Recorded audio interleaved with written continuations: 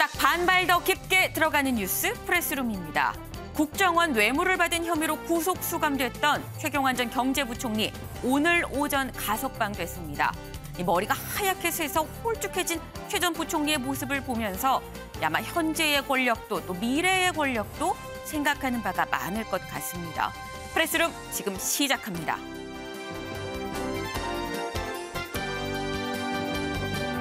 문 대통령과 윤 당선인의 회동 결렬 이유가 인사 문제라는 얘기를 두고 청와대가 인사권은 대통령의 권한이라고 선긋기에 나섰습니다. 한편 집무실 이전 검토를 두고 불편한 심기를 드러내기도 했는데 잠시 뒤 전입니다. 윤석열 당선인의 인수위원회가 모든 인선을 마치고 본격적인 출범을 알렸습니다. 민주당에서는 윤호중 비대위원장의 거취를 놓고 갈등이 일고 있는데요. 이 내용 잠시 후 전해드리겠습니다.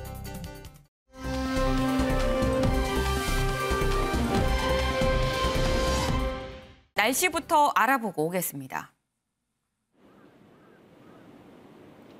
네, 오늘은 전국에 봄비가 흠뻑 내리겠습니다. 현재 서울 하늘은 잔뜩 흐리기만 한데요. 이미 충청 이남과 영동 지방은 비가 내리고 있습니다. 네, 오늘은 서해상에서 비구름대가 더 유입되면서 오늘 밤부터는 전국적으로 비가 내리겠습니다. 이 비구름대는 모레까지 전국적으로 머물겠습니다. 내일 아침에 대부분 그치겠지만 동해안과 제주도는 내일도 비나 눈이 이어지겠고 토요일에 다시 전국적으로 비나 눈 예보 들어 있습니다. 이번 비는 봄비치고 꽤 많이 내리겠습니다. 특히 제주도는 오늘 밤부터 내일 새벽 사이 천둥과 번개와 돌풍을 동반한 시간당 20mm 이상의 강한 비가 내리면서 호우특보가 발표될 가능성이 있습니다. 그 밖의 지역으로는 10에서 60mm가 예상됩니다. 기온이 낮은 지역은 이 비가 눈으로 바뀌어 내리겠습니다. 현재 강원 북부 산간으로는 대설주의보가 발효되어 있고요. 그 밖에 경북 북동 산지까지 대설 예비특보가 이어지는 가운데 최고 40cm의 눈이 내려 쌓이겠습니다. 전국적으로 비구름이 지나면서 기온 뚝 떨어지겠습니다. 내일 춘천이 4도, 대전이 6도로 출발하겠습니다. 낮에도 기온이 크게 오르지는 못하겠습니다. 서울이 11도, 대구 8도 예상됩니다. 당분간 대체로 쌀쌀하겠습니다. 현재 영남 해안을 따라서는 강풍특보가 발효되어 있습니다. 순간 풍속 20m에 달하는 강한 바람이 몰아칠 테니까요. 대비 철저히 해주시기 바랍니다. 지금까지 남산골 한옥마을에서 날씨 전해드렸습니다.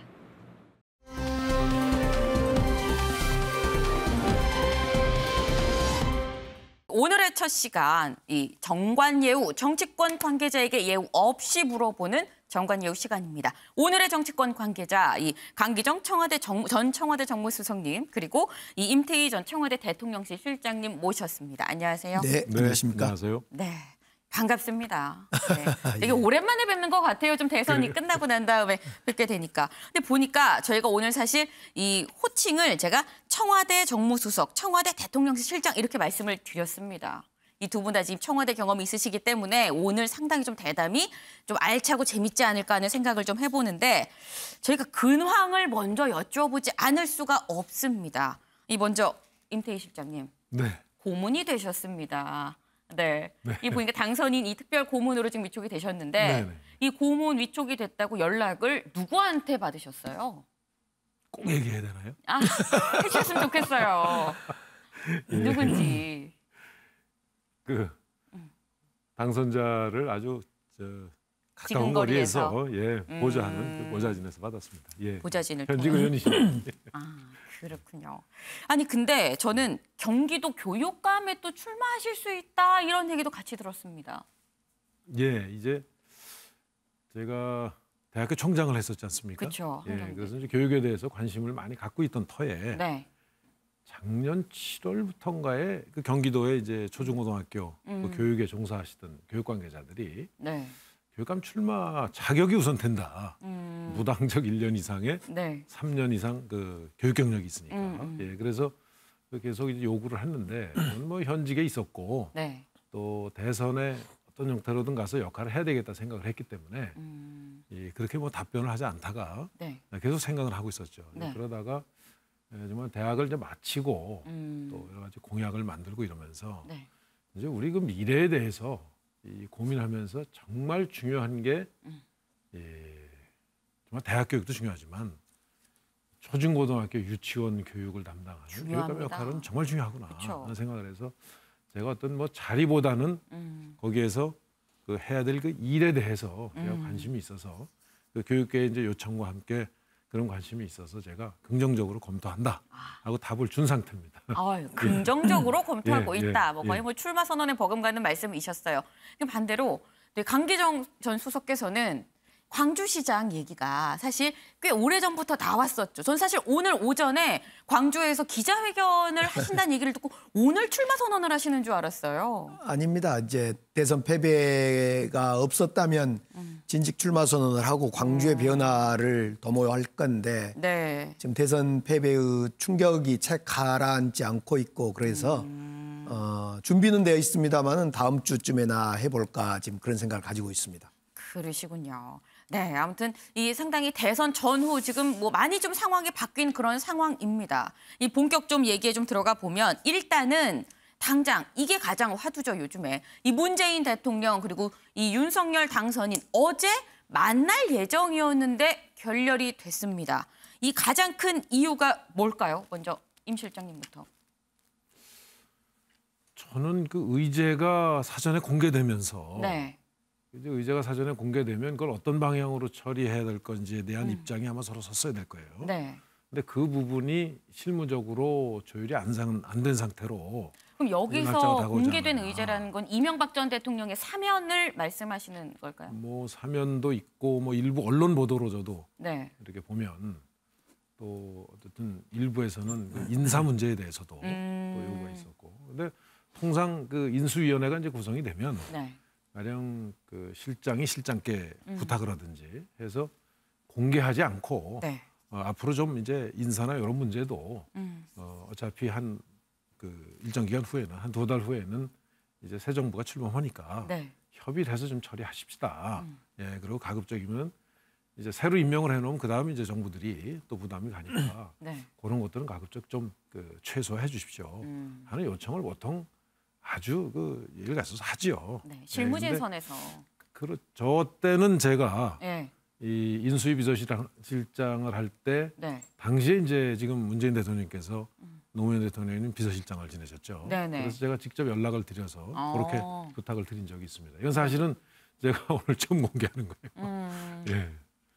그렇군요. 예. 그래서 문재인 대통령이 비서실장 할 때 지금 임 실장님이랑 같이 좀 얘기하면서 그때 또 회담 이 의제 얘기도 좀 하고 좀 그러셨다고 말씀을 하셨는데 지금 말씀은 의제가 공개가 된 게 지금 사실 문제의 근원이다라는 지금 그런 말씀이신 것 같아요. 그렇다고 한다면 강기정 수석께서는 어떻게 보세요? 결국 의제가 공개되냐 안 되냐 조율이 안 됐기 때문에 결국은 이제 결렬이 됐는데요. 네. 그 특히 인사권의 문제에서 의제 중에 하나인 인사권, 즉 이 정권 임기 말에 인사를 어떻게 할 거냐, 특히 한국은행 총재 인사를 어떻게 할 거냐를 가지고 네. 충돌한 것 같아요. 그런데 이제 당선자 입장에서 측근들이 알박기 한다 이렇게 모욕을 줬단 말입니다. 우리 문재인 정부의 마지막 인사권에 대해서 알박기라고 예의 없이 모욕을 준 데 화가 났습니다. 사실은 한국은행 총재와 같은 경우는 정치의 중립성이 가장 중요하고 지금 이주열 총재를 그래서 2014년 박근혜 대통령 때 한국은행 총재인데 저희들은 임기 연장을 해서 8년을 그 임기를 네. 보장해주고 있는 이런 상태 아닙니까? 네. 그런 만큼 한국은행 총재는 날받기를 해서 안 됩니다. 그러니까 이것은 절차대로 임명을 하거나 그만두면 되는 얘기입니다. 그런데 마치 한국은행 총재의 인사를 두고 알박기를 한다 이러니까 대통령께서는 인사권에 관여하지 마라. 매우 화가 난 거죠. 네. 예의 없는 행위를 당선자 주변에 있는 사람들이 했던 거죠. 네. 지금 임 실장님께서는 손바닥을 들지 않으셨어요. 제가 말씀드릴까요? 예. 아니, 지금 말씀이 이 인사권에 대한 뭐 모욕감을 준 거 아니냐라고 말씀을 하셨거든요. 그렇게 비춰질 소지가 있었다면 그거는 정말 잘못된 거죠. 예, 그러니까 잘못된 거라고 보시는 건가요? 예, 알박기란 그렇습니다. 말은. 예, 적절치 않다고 봅니다. 예, 그 인사권은 어쨌든 그 현직 대통령께서 행사하시는 게 네. 그건 당연한 것이고 다만 이제 입장을 바꿔놓고 생각을 하면 네. 좀 그래도 사전에 조율이 필요하지 않느냐 하는 차원에서 이제 비공식적인 협조 요청을 하는 거고, 뭐 그것도 예를 들면 정말 서로 입장이 팽팽하게 돼서 조율이 안 되면 네. 그건 도리가 없었을 거예요. 근데 저의 경우에는 그 당시에 굉장히 그런 게 원활하게 조율이 됐었기 때문에 그 당시 네, 말씀은 없었습니다. 문재인 비서실장과의 그렇습니다. 얘기. 2007년에 이제 말의 얘기입니다. 네. 예. 이번의 경우에도 예를 들면 뭐 한국은행 총재도 있고 거기 공기업 대표들도 있고 예를 들면 그 처한 상황에 대해서 충분히 정말 진지하게 논의를 하고 가급적이면 그런 거에 대해서는 이 상호 간의 입장을 존중하면서 대화를 했으면 제가 볼 때는 큰 문제가 없었을 거예요. 그게. 예, 근데 이 불행히도 안타깝게도 그게 이제 공개되고 또 이제 간접적으로 언론에 의해서 보도가 되면서 상대방이 사실은 굉장히 좀 자극받을 수 있는 예, 이런 그 표현으로 이게 이제 전달이 되고 이러면서 저는 이 결국은 회동이 성사가 안 됐는데 무엇보다도 사실은 이런 게 문제가 돼서 회동이 성사가 안 된 거는 저는 국정의 원활한 인수인계 차원에서 아주 이거는 불행한 일로 봅니다. 저는 빨리 네, 그런 문제가 만약에 쟁점이 된다면 뒤로 하고라도 저는 두 분이 만나셔야 된다고 봅니다. 네. 손바닥. 그렇습니다. 이제 이 인사에 대해서 알박기로 모욕을 줬다면 사면권과 관련해서도 사실은 적절치 못한 발언들이 많이 있었습니다. 예를 들면 이명박 전 대통령 사면하면 좋겠다라고 의제로 제시하는 것까지는 좋은데 마치 그때 당시에 또 만나기 전에 김경수를 풀어주기 위해서 지난번에 이명박 전 대통령을 사면하지 않았다라고 하면서 이 순수성을 또 훼손시키는 그래서 이 사면권과 인사권을 두 개를 두면서 정말 단독 회동을 앞두고 허심탄회하게 국정의 인수인계를 논의하는 자리를 앞두고 당선자 측근에서 이상한 이런 얘기들을 하면서 회동이 결국 그 결렬된 것 아니냐. 참 부적절했다 싶습니다. 네. 이 부분에 대해서는 동의를 네, 하시는 동의합니다. 예. 네. 근데 뭔가 그냥 화기애애한 분위기로 좀 가는 것 같아요. 아니 우리 실장님으로 계셨기 때문에 아마 저도 뭐 작은 정무수석 지휘였습니다마는 실제로 그랬던 것 같아요. 그 이렇게 협의를 할 때는요. 정말 비공개로 하고 상호를 존중한 속에서 해야지 삐끗어가면 서로 감정이 틀어집니다. 그럼 사실 여기서 임 실장님께 하나 여쭤보고 싶은 게 아까 공개된 게 사실 이 문제의 발로가 아니냐라고 말씀을 주셨는데 그렇다고 한다면 실무진끼리 이 만난 실무진 선에서 잘못을 해서 이 회동 결렬까지 갔다고 볼 수 있는 거 아닐까요?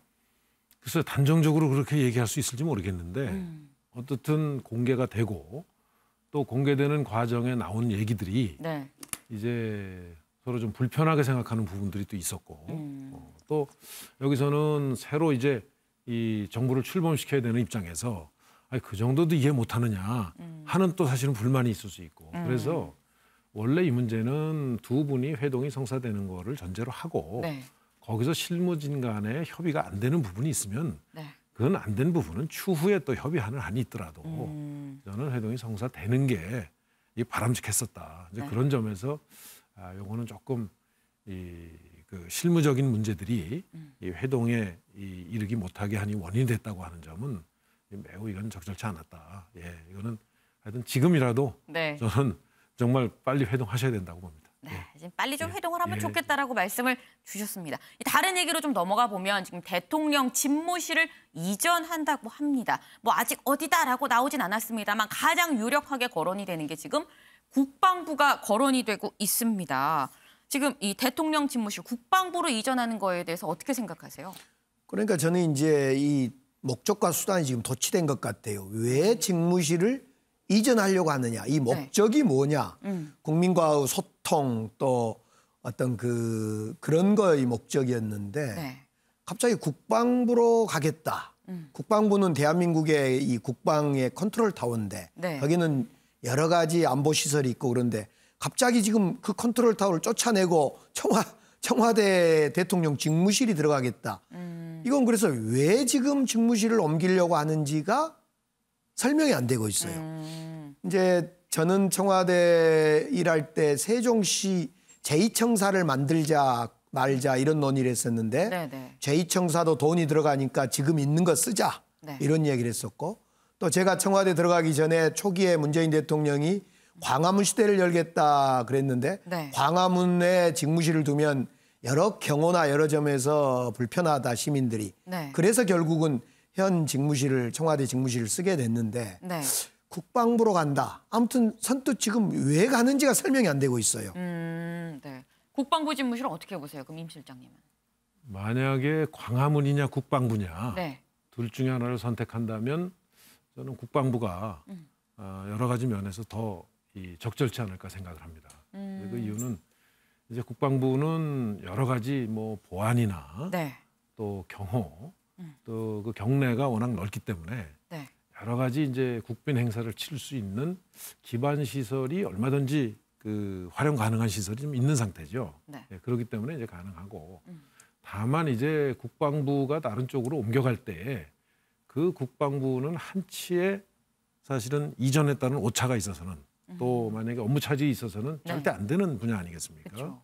그런 점에서 혹시 국방부 이전이 너무 서둘러서 이 국방부의 업무에 혹시 차질이 생길 점을 감안해서 저는 국방부한테 충분한 시간을 주고 그 다음에 완전히 옮겨간 다음에 이 좀 정부도 청와대도 네. 옮긴다면 옮기는 것이 이 적절하지 않을까. 그래서 저는 그 어떤 시간에 대한 완급을 네. 좀 조절했으면 좋겠다 하는 입장이고요. 아까 이제 문제를 제기하셨던 이 청와대에서 꼭 저 외부로 나와야 되는가. 네. 네. 이제 뭐 소통이나 여러 가지 이제 그 문제들을 얘기를 했는데 네. 저는 개인적으로 이 문제에 대해서는 어쨌든 이 당선자가 이 소통, 국민과의 직접 소통에 대한 의지를 강하게 가지고 있고 또 그런 어떤 새로운 정치의 이게 상징적인 어떤 이 행위로 조치로서 이 청와대를 흔히 구중궁궐 아주 멀게 느껴지는 곳에서 조금 그 시민들께 가까운 쪽으로 옮겨야 되겠다 하는 저는 이 취지는 네. 이해할 만합니다. 예, 그리고 뭐 그 점에 대해서는 또 그 장단점이 있겠지만 예, 그거는 또 새로운 정치의 어떤 시작 차원에서 네. 또 바람직하다고 생각하고 다만 그 청와대의 이전을 이 국방부로 한다 하더라도 문제는 행태가 더 중요한 거죠. 만약 경호실이나 비서실에서 대통령을 모시는 행태나 이게 가령 과거하고 비슷하게 되면 아무리 뭐 저 국방부 아니라 시민들 사이에 와도 마찬가지거든요. 네. 그래서 그 점에 대한 흔히 운영상의 소프트웨어에 대한 보안이 같이 이건 병행이 되지 않으면 안 된다. 그게 꼭 효과를 거둘려면 그게 병행되도록 이렇게 보좌를 하도록 이렇게 좀 주문하고 싶습니다. 네. 지금 이 국방부 집무실에 대해서 약간 주객이 전도됐다라는 이 말씀도 있었고, 뭐 옮길 때 옮기더라도 일단 옮기는 것 자체보다는 이 행태가 더 중요하다라는 이 말씀이 있었는데, 인수위 얘기로 좀 잠깐 이 얘기를 좀 화제를 좀 돌려볼까 합니다.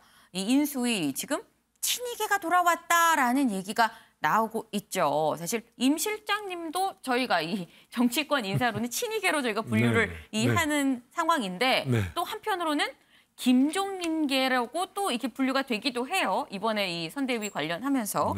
근데 지금 인수위 안에 김종인계가 보이지가 않는다라는 얘기가 있습니다. 어떻게 보세요?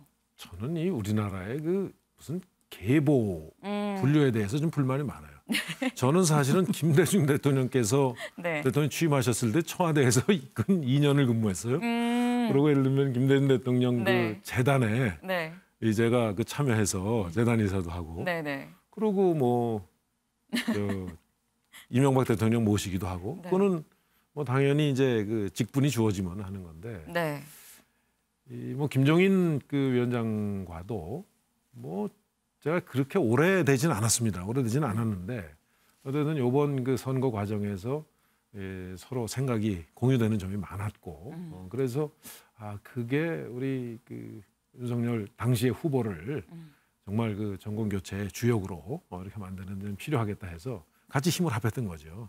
근데 사실 제가 이 질문을 드린 게 윤 당선인하고 김종인 위원장이 사이가 좋은 거냐라는 이런 의문이 들 수 있는 거거든요. 사실 인선을 보고 이 추측을 하게 되기 때문에 어떻게 보세요? 김 위원장과 윤 당선인. 저는 뭐 솔직히 뭐 좋다고 단정은 못할 것 같습니다.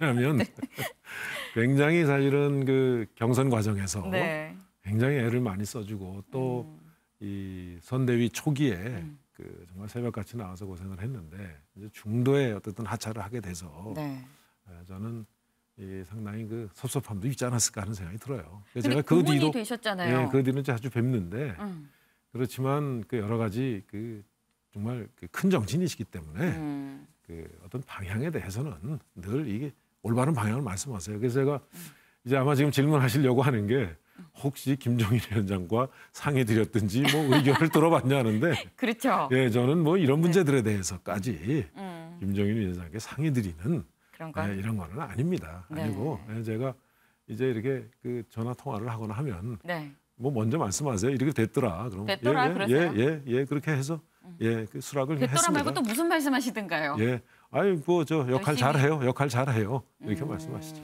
예. 좀 임 실장이 무슨 역할을 좀 해줘야 될 것 같아. 예. 뭐 이런 말씀은 안 하시던가요? 그런 말씀은 없으시고 제가 이제 이게 특별 고문이라는 게 네. 특별이라는 의미를 뭘로 할까 저는 하다가 인수위 내에서 네. 일반 우리 실무자들이 이 당선자께 얘기하지 못하는 거. 후보 시절에는 비교적 자유롭게 얘기해도 쓴소리 역할을 말씀하시는 예, 제가 보면 당선자가 되면 사실 얘기하기 어려워져요. 그래서 제가 그 역할은 확실하게 좀 해야 되겠다. 네. 그래서 제가 쓴소리하는 역할을 하려고 합니다. 네, 그렇게 말씀을 지켜봐야 될 드렸죠. 것 같아요. 쓴소리 역할을 잘 해주시는지 저희가 보겠습니다. 이 강기정 수석께는 사실 지금 이 친이계가 상당히 좀 많이 등장을 하다 보니까 민주당에서 하는 얘기가 이 결국 MB 인수위 시즌2 아니냐라는 지적을 합니다. 여기에 대해서 어떻게 보세요? 우리 대한민국의 인재풀이 많은 것 같지만 또 많지 않습니다. 당연히 이제 윤석열 당선자께서는 아무래도 MB 그러니까 이명박 정부 시절 또 박근혜 정부 시절에 좋은 분들을 당연히 그 모아서 쓰셔야 됩니다. 발탁해서. 네, 네. 뿐만 아니라 이제 야당에서 늘 저희 문재인 정부 또 우리 여당을 공격할 때 측근 인사, 보훈 인사하지 마라 이런 이야기를 하지 않습니까? 그렇죠. 근데 이제 아무래도 가까이 계신 분, 철학을 공유하신 분들을 잘 쓰시는 것이 첫 번째고 그러다 보면 이명박 정부에 계셨던 분들이 아무래도 많이 발탁될 수밖에 없죠. 근데 아쉬운 것은 이제 네. 저희들 이제 호남 인맥이 인수위에 없다 이런 지적을 실제로 합니다. 이제 뭐 장성민, 박주선, 김동철 의원 전직 의원들이 계시긴 하는데 네. 어쩌면 직접 우리 호남의 다이렉트로 직접으로 소통하고 좀 있는 데는 좀 먼 분들 아니냐. 또 한때 5.18에 대한 어떤 발언도 실수가 있었고 네. 그런 분들을 발탁하기보다도 더 깊숙이 정말 그 호남 인재를 좀 갖다 써야 된다. 네. 그래야만 뭐 MB 시즌 2다 이런 이야기도 안 할 것이고 또 야당에 스스로 해야겠던 매우 제한된 측근 인사, 보훈 인사를 비판했던 그런 것들로부터 극복되지 않을까 싶습니다. 네. 추가 말씀해 주시면. 예. 아주 그 정말 국정의 네. 그 중심에서 일을 하셨기 때문에 정말 이 인사 때면 청와대에서는 고민을 해요. 네. 지금 아마 인수위도 마찬가지일 텐데. 근데 정말 펼쳐놓고 보면 인재풀이 좁은 거를 늘 느끼면서 인사를 합니다. 예, 그러니까 전문가로서 또 역량이 있다고 정평이 나 있는 분들을 쓸 수밖에 없는 거죠. 예, 근데 지금 지적하셨듯이 가령 이게 쏠림 현상이 있거나 네. 특정 지역이 소외되거나 하는 거는 본의 아니게 사실 하다 보면 그동안에 형성된 그 인맥 관계가 한계가 있기 때문에 그럴 수 있는데 이 보좌하는 차원에서도 좀 더 넓고 좀 더 깊게 인재를 좀 발굴하도록 하는 거는 필요하다고 생각합니다. 아주 올바른 지적을 해주셨다고 생각합니다. 아이고 감사합니다. 오늘 뭐 여러모로 분위기가 무지하게 좋습니다, 지금. 네. 근데 제가 하나 더 여쭤보고 싶은 게 지금 사실 정무장관이 다시 부활할 수 있다라는 얘기도 흘러나와요. 근데 정무수석을 하셨으니까 이 정무장관 부활에 대해서 어떻게 보세요? 사실은 저 있을 때 정무장관이 그때 당시에 여야 원내대표가 합의를 했습니다. 네. 이제 정무장관을 신설하자 다시. 네. 그리고 대통령께서 결심하면 될 문제에서 정부조직법을 개편하지 않더라도 특임장관으로 할 수 있었는데 당시에 문재인 대통령께서는 자꾸 국민들 입장에서 장관직을 늘리는 것이 부담스럽다 그래서 하질 않았는데요. 네. 지금 이제 여소야대 민주당이 적어도 172석을 갖고 있는 여소야대 형국으로 이제 5월 이후에는 네. 가기 때문에 네. 당연히 정무장관 이상 되는 권한을 갖는 정무적 역할을 하는 그 대통령 윤석열 당선자, 윤석열 대통령의 심부름꾼이 있어줘야만 될 거라고 봅니다. 있어야만 한다. 그렇죠. 당연히 그것은 수석으로 대통령의 명을 받는 것도 중요합니다마는 조금 더 수석보다 독립적 위치에서 장관적 지위를 가지고 네. 야당, 소위 지금으로 보면 이제 민주당이 될 겁니다만은 민주당을 포함한 야당과 만나고 소통하는 자리가 꼭 필요하다고 봅니다. 저는 그런 점에서 정무장관은 반드시 필요할 것 같아요. 네. 이 정무장관 꼭 필요하다라고 지금 말씀을 주셨습니다. 저희가 지금 이 대선이 끝나고 난 다음에 이 승리한 당선인 얘기도 인수위 얘기를 좀 했습니다만 이재명 전 후보, 이재명 상임 고문은 지금 뭘 하느냐 궁금하실 수 있을 것 같습니다.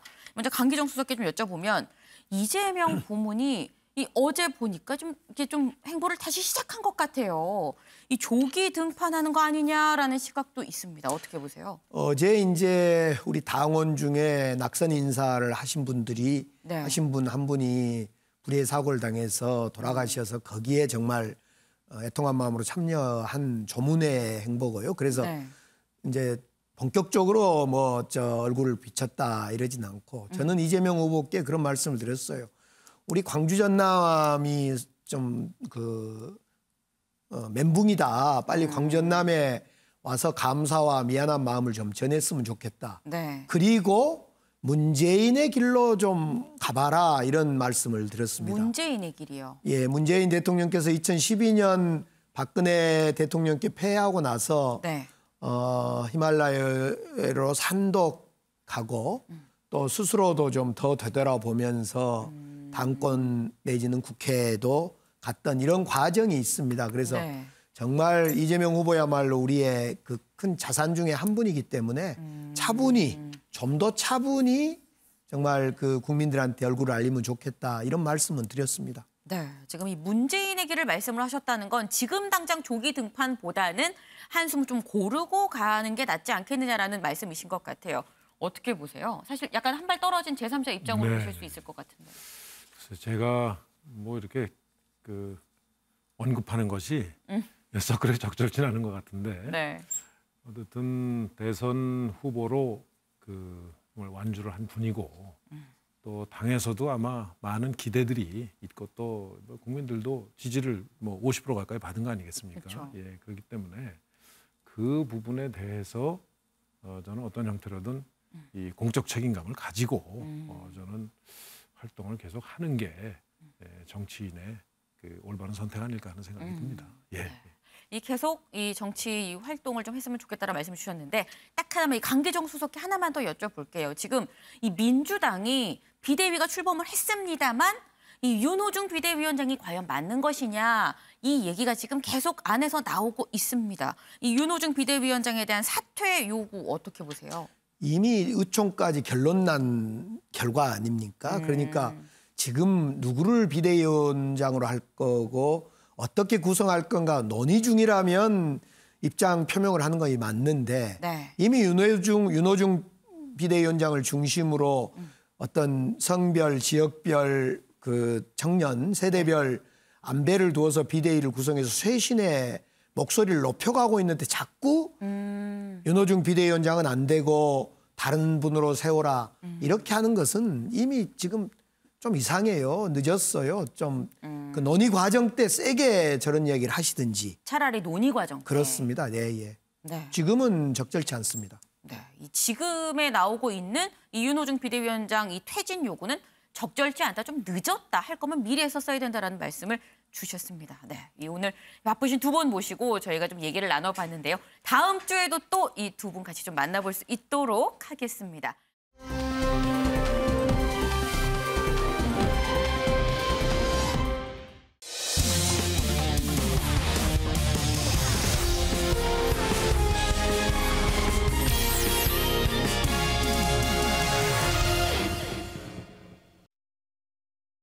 네, 즐거운 큐시2웨이 시간입니다. 오늘의 첫 번째 아이템 굉장히 오랜만입니다. 네, 아기다리 고기다리는 이수아 기자가 준비했죠. 네, 건강한 모습으로 돌아왔습니다. 첫 번째 아이템 제목부터 소개드리면요. 이 대통령 당선인 회동 결렬 외입니다. 이 어제 예정됐던 문 대통령 그리고 윤 당선인의 얘기 계속했지만 그 뒷 얘기들 좀 더 전해드리려고 합니다.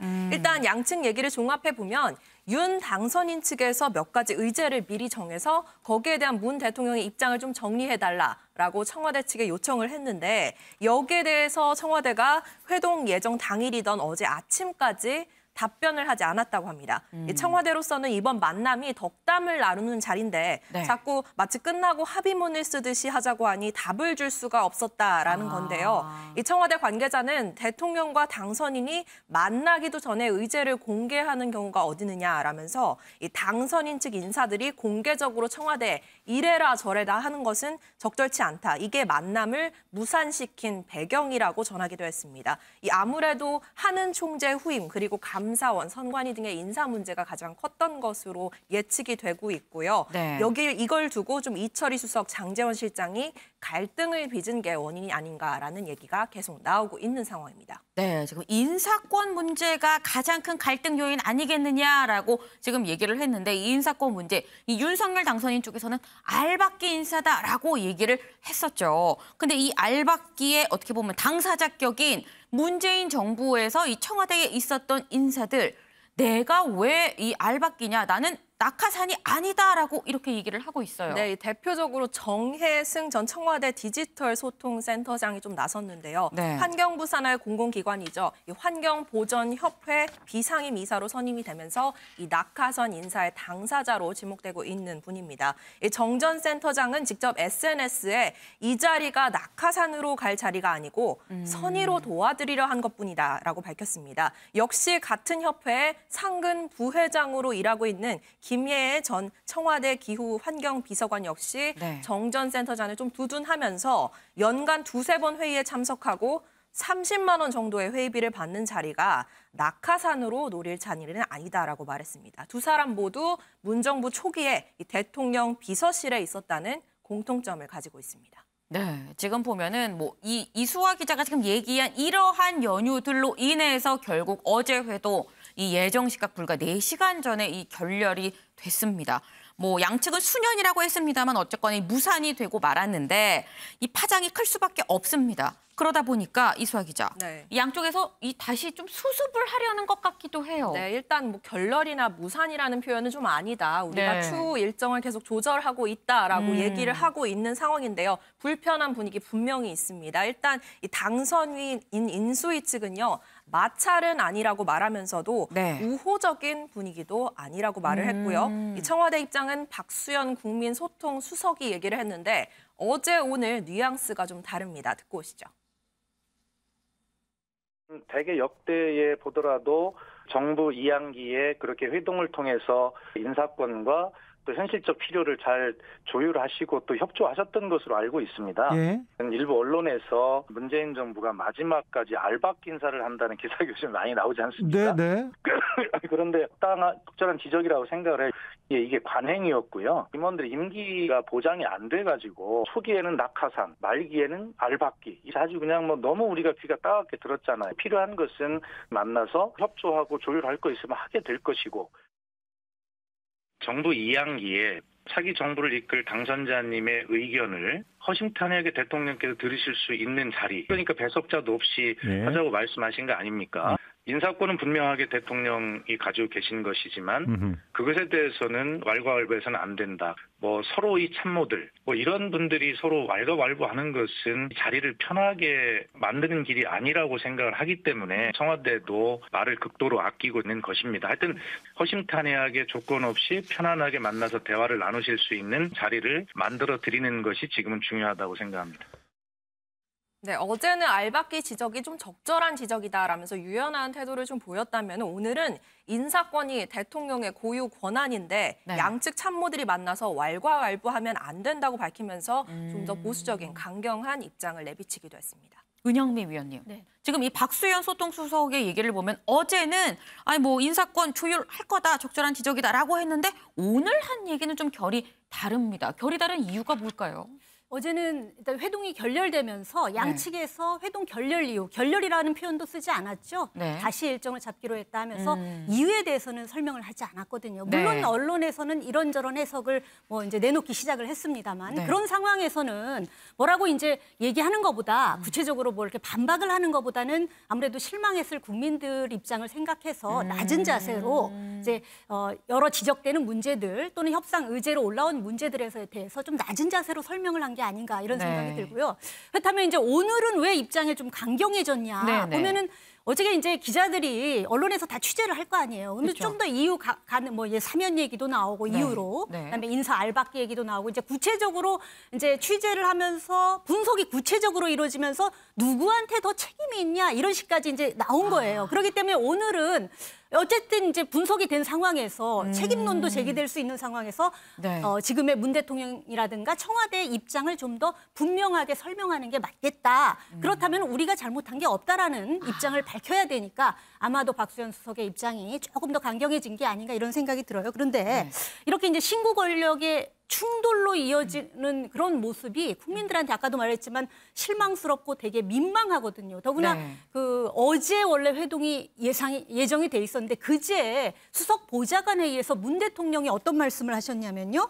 대선으로 갈라진 민심 수습과 치유를 최우선 과제로 해야 한다라고 얘기를 했고 윤석열 당선인도 당선인 기자회견 당시에 0.73%포인트밖에 차이가 나지 않는 그런 민심을 받아들여서 국민 통합이 과제다 이렇게 얘기했는데 두 분이 다 이렇게 얘기해놓고 정작 두 분 만남이 이렇게 결렬이 되니 사실 민망하죠. 이거는 민망한 상황이고 국민들은 안중에 없냐 뭐 이런 얘기가 나올 수도 있어요. 그리고 이제 인사 알박기라는 말에 굉장히 기분이 나빴다 이런 식으로 여권에서는 얘기를 하는데 정확히 돌려보면요. 2017년도에 지금의 민주당이 정권을 이양받았을 때 그때 지도부에서 그 멘트를 하는 거 보면 그때도 인사 알박기가 정확히 나옵니다. 돌려보시면 알아요. 근데 그러니까 인사 알박기라는 게 뭐 기분 나빠할 이유는 없고 이제 그렇게 표현을 그렇게 쓰다 보니까 근데 이게 고질적으로 정권 이양기에 나오는 문제거든요. 그래서 차제에 이런 문제가 이제 발생했으니까 앞으로는 뭐 예를 들면 대선 6개월 전엔 인사를 중단한다든가 또는 당선인이 확정이 되면 그다음부터는 인사를 중단하든가 이런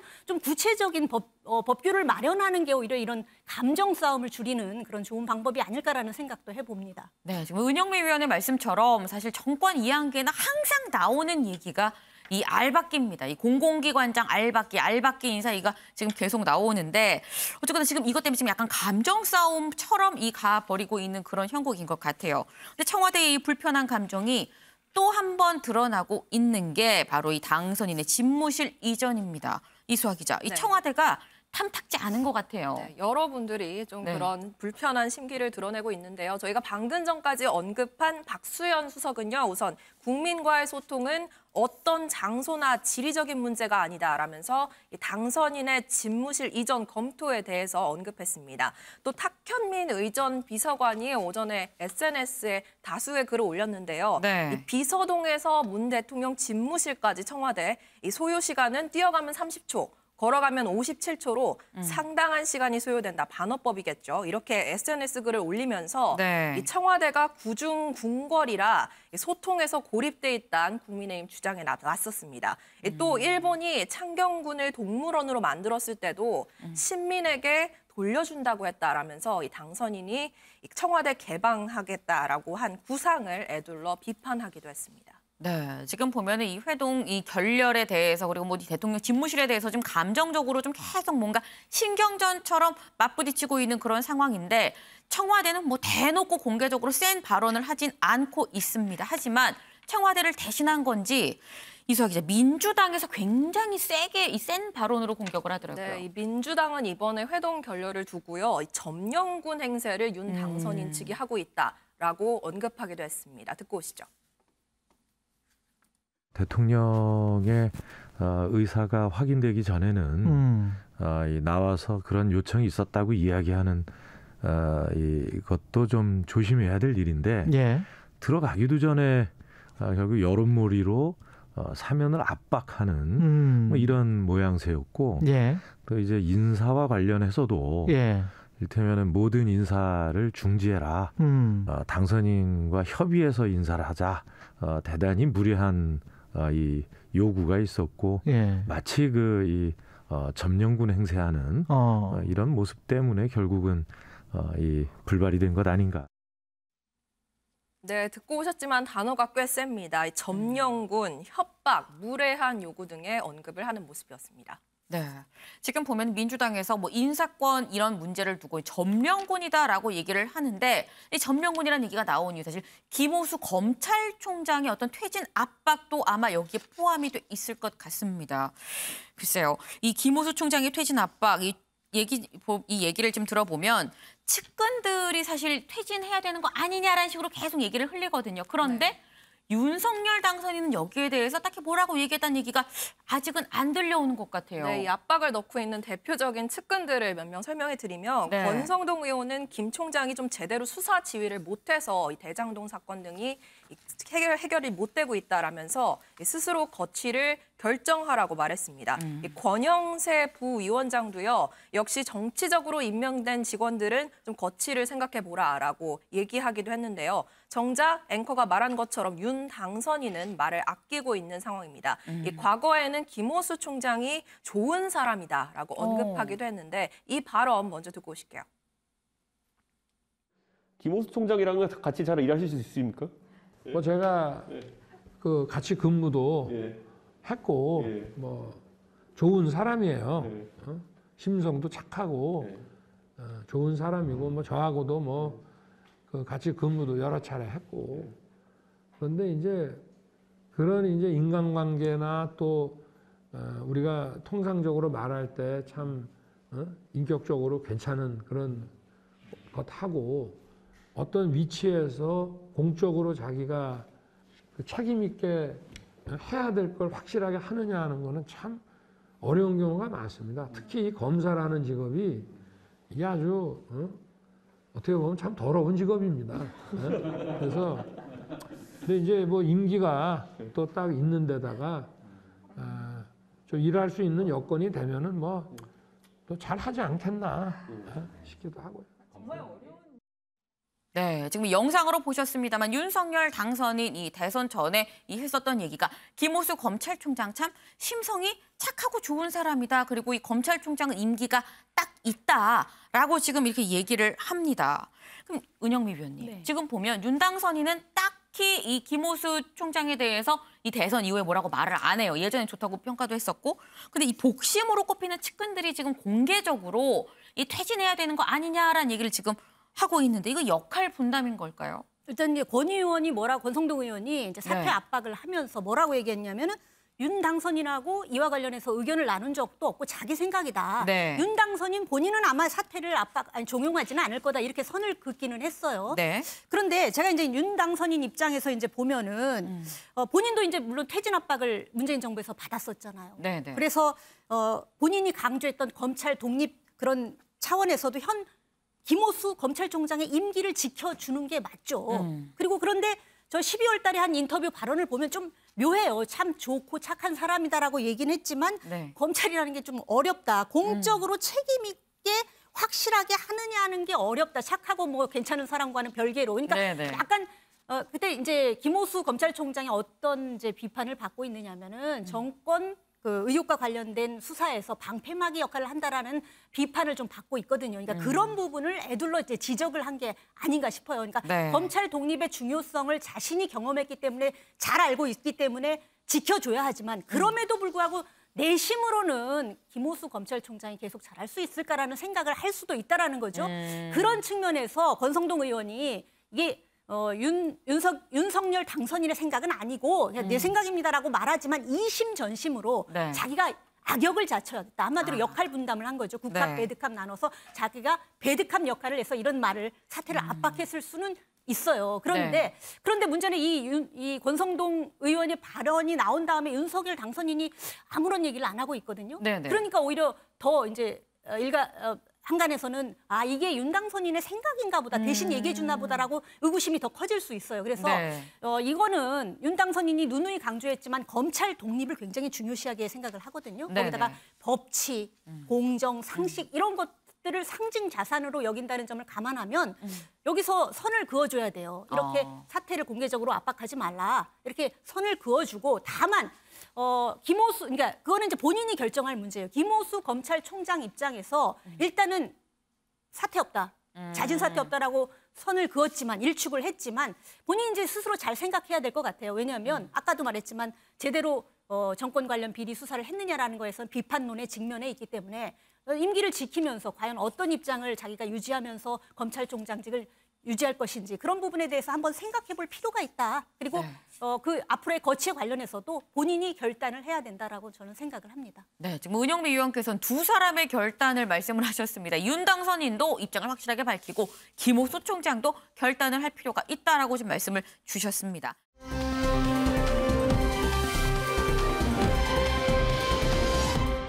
다음 아이템은 김현 기자가 준비했죠? 네, 그렇습니다. 제가 준비한 아이템은 윤석열 인선 완료, 이르면 내일 현판식입니다. 윤석열 당선인의 인수위원회 인선이 오늘 마무리가 되면서요. 네. 24명의 인수위원들이 확정이 됐습니다. 오늘 이제 경제 2분과, 그다음에 사회복지문화분과, 과학기술교육분과 이렇게 뭐 분과별로 이제 선임이 완료되면서요. 네네. 당선 일주일 만에 완성이 됐습니다. 이번 인수위를 조금 저희가 분석을 해드리면요. 일단 네. 이 서오남이라는 단어로 서오남이요. 그렇습니다. 정리가 되고 있는데요.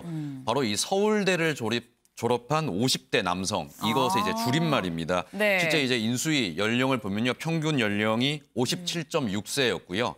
인수위 24명 중에 서울대 출신이 13명, 절반 이상을 차지하는 맞네요. 모습이었습니다. 직업별로는 교수가, 현직 교수들이 제일 많아서 눈길을 끌었는데요. 한 가지 더희가 좀 더 눈길이 가는 부분이 바로 이 안철수계, 네. 이 안철수 위원장의 측근들이 곳곳에 좀 포진을 하고 있는 모습입니다. 일단 인수위 대변인에 지금 신용현 전 의원이 내정이 됐습니다. 이 신용현 대변인 같은 경우에는 안철수 위원장의 최측근으로 알려져 있는데요. 네. 물리학자 출신으로 국민의당에서 안철수 위원장과 함께 정치를 시작했는데 안철수 위원장, 이 신용현 전 의원이 과학 전문가가 대변인으로 이제 선정이 된 이유에 대해서는 네. 이 우리 인수위가 그만큼 이 과학 기술 분야를 중요하게 생각하고 있기 때문에 이렇게 선임됐다. 이렇게 선임 이유를 밝히기도 했습니다. 또 김도식 서울시 정무부시장 같은 경우에도 사회복지분과에 이제 이름을 올렸는데 네. 이 사람 역시 안철수 위원장을 가장 가까이서 보자 했던 안철수계 인사로 꼽히고 있고요. 네. 그다음에 한국인 첫 우주 선발자인 고산 씨도 있는데요. 고산 씨 역시 이 안철수 위원장이 정치에 입문을 시킨 네. 정치계에서 대표적인 이 안철수 인물로 꼽히는 인물들이고요. 안철수계가 이렇게 좀 곳곳에 포진돼 있는 모습이 보이면서 좀 또 눈길이 끌고 있는 상황입니다. 네, 지금 이 김현 기자가 이 얘기한 이 분석이 재밌습니다. 서호남 인사다, 서울대 50대 이 남성 인사다. 저희가 항상 이 새 정권이 들어서게 되면은 이런 얘기가 나오죠. 뭐 고소영 인사, 뭐 수첩 인사, 뭐 캠코더 인사 이런 얘기가 있는데 이번에는 서호남 인사라고 합니다. 네, 인수위 구성이 그런데 보니까 빠르긴 진짜 빨라요. 지금 계속 얘기를 하는 게 역대 어느 정부보다 어느 정권보다 인수위를 좀 빨리 이 출범을 시키겠다라고 했는데 보니까 인수위원장이 확정이 되고 오늘 한 4일 만인 것 같은데 전체 인수위원이 지금 구성이 완료가 됐습니다. 그런데 이 인수위 구성을 놓고 민주당은 나는 이거 반댈세라고 얘기하고 있습니다. 네, 그렇습니다. 저희 앞서 정관이후 시간에도 잠시 지적을 해드렸는데요. 네. 민주당 같은 경우는 이 인수위 구성이 완료가 되자마자 조금 거친 비판을 내놓고 있는 상황입니다. 특히 이제 민주당 안민석 의원 같은 경우에는 네. 이 MB 인수위 2기를 보는 것 같다, 시즌 2를 보는 것 같다면서 이렇게 어떤 인수위 구성 인원들에 대한 좀 비판을 이어갔는데요. 안민석 의원의 이야기 직접 들어보겠습니다. 2008년 MB 인수위 시즌2를 보는 것 같습니다. 대북 환경파들 배치했죠. 신자유주의 경제파들 전면 배치하죠. 또 마초주의 그런 이야기를 하고 있죠. 특히 윤핵관 같은 경우에는 이렇게 전면 배치하는 것은 지혜롭지 못한 것이거든요. 오히려 공을 세운 사람들은 지금 상태에서는 좀 뒤로 빠져주는 것이 국민들에게 좀 좋은 모양새로 비칠 텐데. 네, 또 청와대에서 국정상황실장을 지낸 이 윤건영 민주당 의원 같은 경우에도요. 이명박 정부의 가장 실패한 정책으로 대북 정책을 꼽으면서 그런데 이 이명박 정부에서 대북 정책을 디자인한 이 김태효 교수가 또다시 인수위원으로 이름을 올렸더라. 네. 이게 이렇게 또 비판을 했습니다. 신동근 민주당 의원 역시도 윤석열 정부는 2기 MB 정부다 이렇게 이야기를 하면서요. 어떤 이명박 정부와의 연관성을 좀 강조해서 비판을 하는 모습 보였습니다. 네, 은영미 위원님. 네. 지금 보면은 이 윤석열 인수위에 박근혜 정부 때, 이명박 정부 때 인사들이 굉장히 좀 상당히 많이 포진해 있습니다. 그래서 앞서 김현 기자가 얘기한 것처럼 MB 2기 아니냐라는 얘기가 나오고 있는데 이런 비판을 민주당에서는 하고 사실 국민의힘 쪽에서는 일을 해본 사람을 또 갖다 쓰는 게 확실한 거 아니냐라는 얘기도 해요. 어떻게 보세요? 네, 이번 이제 인수위원과 관련해서 김은혜 대변인이 이렇게 얘기했더라고요. 이 선임 이제 한 거와 인선의 방향과 관련해서 네. 그간 축적된 경험을 토대로 전문성을 가진 실수하지 않는 그다음에 아마추어가 아닌 인재를 구하는데 초점을 맞췄다 이렇게 얘기를 하는데 네. 그러다 보니까 이제 외교안보 이제 분야를 중심으로 해서 특히 MB맨들이 굉장히 많죠. 네. 근데 제가 이제 일반론적으로 얘기하면은 써본 사람, 능력 있고 써본 사람을 쓰는 게 가장 안정적이고 실패하지 않는 방법이긴 해요. 네. 그렇기 때문에 이제 직연이라는 게 있거든요. 직장에서 같이 일을 해봤는데 네네. 일을 잘했기 때문에 또 쓰는 거예요. 어디 가서도 또 대대어가고. 네네. 이게 이제 윤석열 사단이라는 말이 나왔을 정도로 이제 특수부 출신, 아니 특수검사 네. 하면서 일 잘해본 그 인재들을 자꾸 끌어다 쓰면서 사단을 만드는 거거든요. 네네. 그런데 이제 기업이라든가 한 조직 정도는 뭐 그럴 수 있어요. 또 사람에 따라서 성향도 다 다르고. 네. 근데 국가라면은 이런 인사는 너무 운동장을 좁게 쓰는 것 같아요. 그래서 안배라는 얘기가 있는 거고 탕평이라는 얘기가 있는 거거든요. 그러니까 안정적이고 실패할 위험이 적은 반면 더 좋게 될 가능성, 기회도 줄어드는 거죠.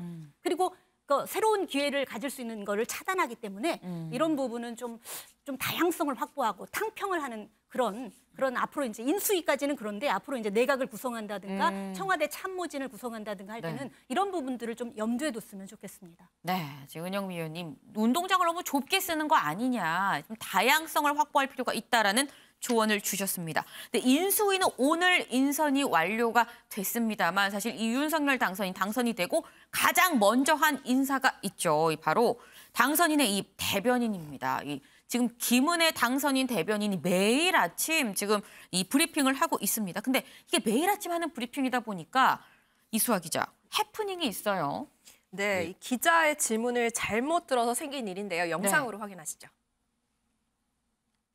부모님께서 그동안에 대통령실 슬림화 이런 거를 좀 강조를 하셨는데 잘 안 들립니다. 대통령 슬림화를 주장을 하셨는데 네, 대통령 슬림화라는 건 물리적인 슬림화를 말씀하시는 건가요? 아, 대통령실? 아, 예. 그 이제 총리에게 좀 힘을 실어주시면 그런 그 대통령실 규모와 관계없이 책임 총리 그리고 모든 각 부처 장관이 자신의 일의 완결성을 갖고 임하는 그 대통령 당선인의 철학은 예전이나 지금 일관됩니다. 네, 이 대통령실 슬림화를 대통령 슬림화로 들어서 윤 당선인의 다이어트 얘기인가? 라고 잘못 들었다고 합니다.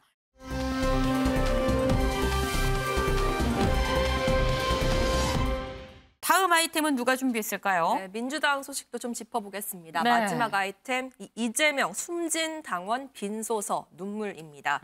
이재명 상임 고문이 해단식 이후에 처음으로 모습을 보였습니다.